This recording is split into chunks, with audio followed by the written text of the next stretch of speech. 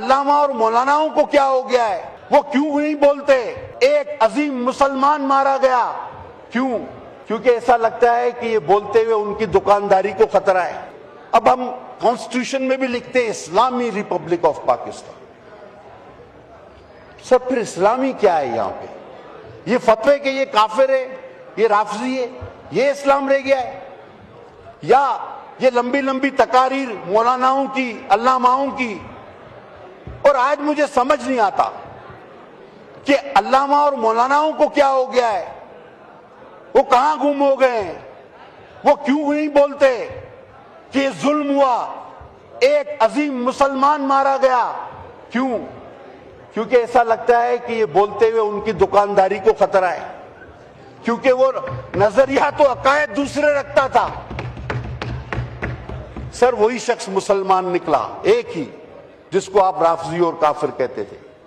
تو امت مسلمان کے ملزم ہیں ہم، اگر کہیں تو ڈرپوک ہیں ہم، لیکن یہ بھی مانتا ہوں کہ اپنے مسائل ہمارے بہت ہیں۔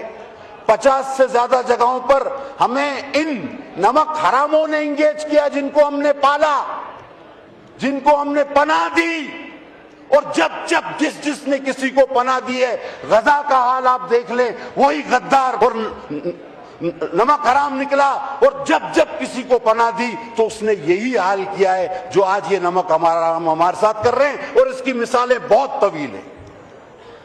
سر جذبات تو کہیں کچھ اور لے جا رہے، لیکن اور میں اللہ کا شکر مانتا ہوں، کل رات میں یہ سوچ رہا تھا آخری بات کہ خدا نے کیا، میں صرف نیشنل اسمبلی کا ممبر ہوں، دل کی بات کر رہا ہوں، میں کسی ایسے عہدے پر نہیں کہ جو فیصلہ کر سکے، جو فیصلہ لے سکے۔